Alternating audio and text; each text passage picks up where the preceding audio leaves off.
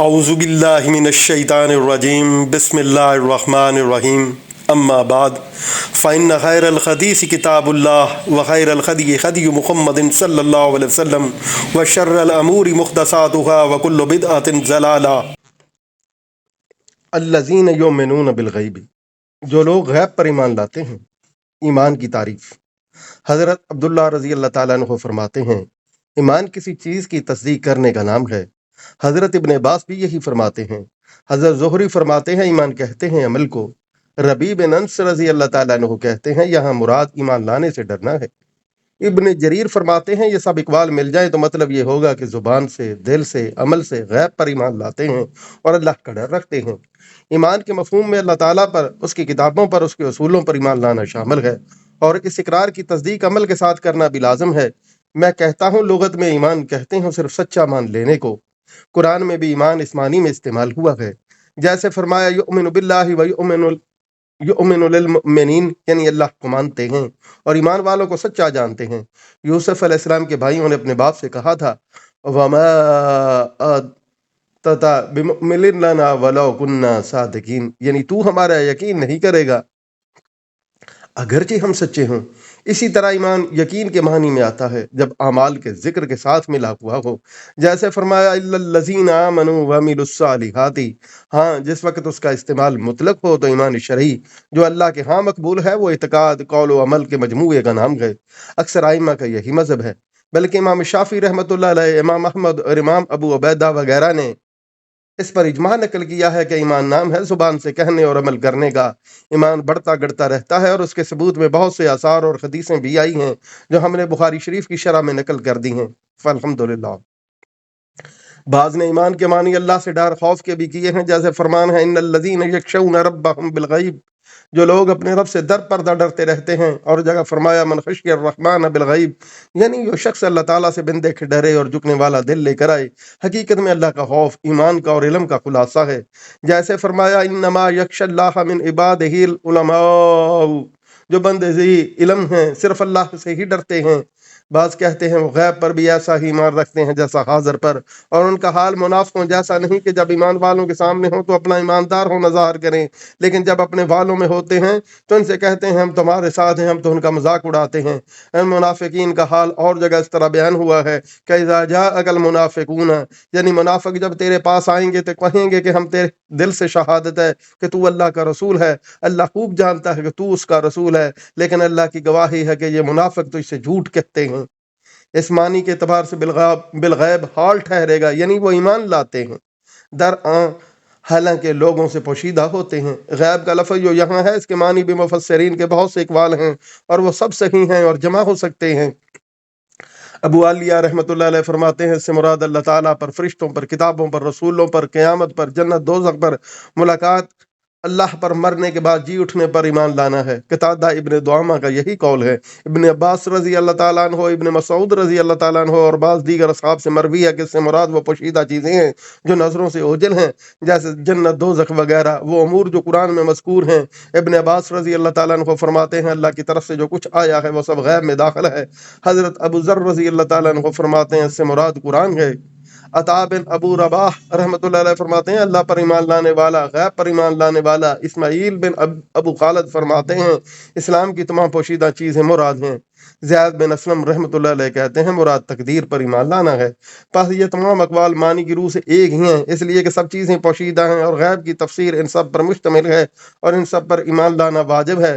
حضرت عبداللہ بن مسعود رضی اللہ تعالیٰ عنہ کی مجلس میں ایک مرتبہ صحابہ رضی اللہ تعالیٰ عنہ کے فضائل بیان ہو رہے تھے، تو آپ صلی اللہ علیہ وسلم فرماتے ہیں حضور صلی اللہ علیہ وسلم کے دیکھنے والوں کو تو آپ پر ایمان لانا ہی تھا، لیکن خدا کی قسم ایمانی حیثیت سے وہ لوگ افضل ہیں جو بغیر دیکھے ایمان لاتے ہیں۔ پھر آپ نے الف لام میم سے لے کر مفلحون تک کی آیتیں پڑھیں۔ ابن ابی حاتم، ابن مردویہ، مستدرک حاکم، امام حاکم اس روایت کو صحیح بتاتے ہیں۔ مسند احمد میں بھی اسی مضمون کی ایک حدیث ہے، ابو جمعہ صحابی سے ابن محریز رحمۃ اللہ علیہ نے کہا کہ کوئی ایسی حدیث سناؤ جو تم نے خود رسول اللہ صلی اللہ علیہ وسلم سے سنی ہو۔ فرمایا میں تمہیں ایک بہت ہی عمدہ حدیث سناتا ہوں۔ ہم نے حضور صلی اللہ علیہ وسلم کے ساتھ ایک مرتبہ ناشتہ کیا، ہمارے ساتھ ابو عبیدہ بن جراح رضی اللہ تعالیٰ عنہ بھی تھے۔ انہوں نے کہا یا رسول اللہ کیا ہم سے بہتر بھی کوئی اور ہے؟ ہم آپ پر اسلام لائے، آپ کے ساتھ جہاد کیا۔ آپ صلی اللہ علیہ وسلم نے فرمایا ہاں وہ لوگ جو تمہارے بعد آئیں گے مجھ پر ایمان لائیں گے، حالانکہ انہوں نے مجھے دیکھا بھی نہ ہوگا۔ تفسیر ابن مردویہ میں ہے کہ سہل بن جبیر کہتے ہیں ابو جمعہ انصاری رضی اللہ تعالیٰ عنہ ہمارے پاس بیت المقدس میں آئے، رجا بن خیا رضی اللہ تعالیٰ عنہ بھی ہمارے ساتھ ہی تھے۔ جب وہ واپس جانے لگے تو ہم انہیں پہچاننے کے ساتھ چلے، جب الگ ہونے لگے تو فرمایا تمہاری ان مہربانیوں کا بدلہ اور حق مجھے ادا کرنا چاہیے۔ سنو میں تمہیں ایک حدیث سناتا ہوں جو میں نے رسول اللہ صلی اللہ علیہ وسلم سے سنی ہے۔ ہم نے کہا اللہ تعالیٰ تم پر رحم کرے، ضرور سناؤ۔ کہا سنو، ہم رسول اللہ صلی اللہ علیہ وسلم کے ساتھ تھے، ہم 10 آدمی تھے، حضرت معاذ بن جبر رضی اللہ تعالیٰ عنہ بھی ان میں تھے۔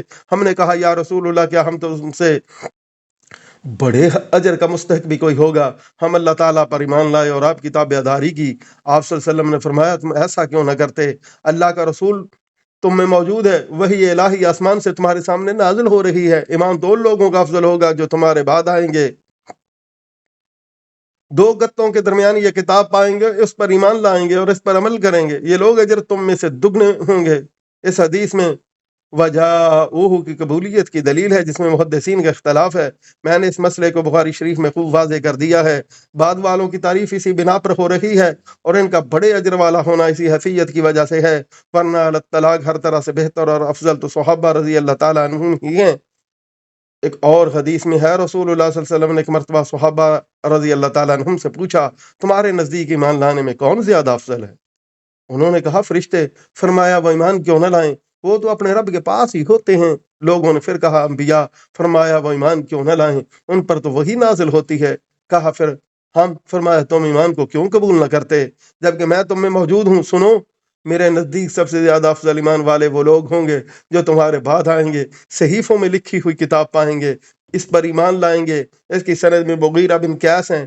ابو حاتم رازی رحمۃ اللہ علیہ نے منکر الحدیث بتلاتے ہیں، لیکن اسی کی مثل ایک اور حدیث ضعیف سند سے مسند ابو یعلا تفسیر ابن مردویہ میں مستدرک حاکم میں بھی مروی ہے، اور حاکم اسے صحیح بتاتے ہیں۔ حضرت انس بن مالک سے بھی اسی کے مرفوعاً مروی ہے، واللہ عالم۔ ابن ابی حاتم میں ہے حضرت بدیلہ بنت اسلم رضی اللہ تعالیٰ عنہ فرماتی ہیں بنو حارثہ کی مسجد میں ہم ظہر یا عصر کی نماز میں تھے اور بیت المقدس کی طرف ہمارا منہ تھا۔ 2 رکعت ادا کر چکے تھے کہ کسی نے آ کر خبر دی کہ نبی صلی اللہ علیہ وسلم نے بیت اللہ شریف کی طرف منہ کر لیا ہے۔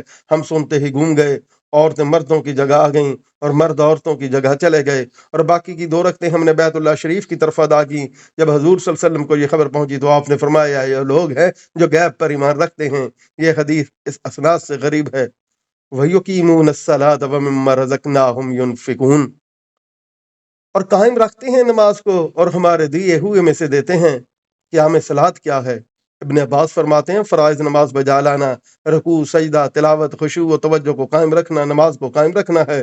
قتادہ کہتے ہیں وقتوں کا خیال رکھنا، وضو اچھی طرح کرنا، رکوع سجدہ پوری طرح کرنا اقامت صلاۃ ہے۔ مقاتل کہتے ہیں وقت کی نگہبانی کرنا، مکمل طہارت کرنا، سجدہ پورا کرنا، تلاوت اچھی طرح کرنا، التحیات اور درود پڑھنا اقامت صلاۃ ہے۔ ابن عباس فرماتے ہیں مما رزقناہم ینفقون کے معنی زکوٰۃ ادا کرنے کے ہیں۔ ابن عباس رضی اللہ تعالیٰ عنہ، ابن مسعود اور بعض صحابہ رضی اللہ تعالیٰ عنہم نے کہا ہے کہ اس سے مراد آدمی کا اپنے بال بچوں کو کھلانا پلانا ہے۔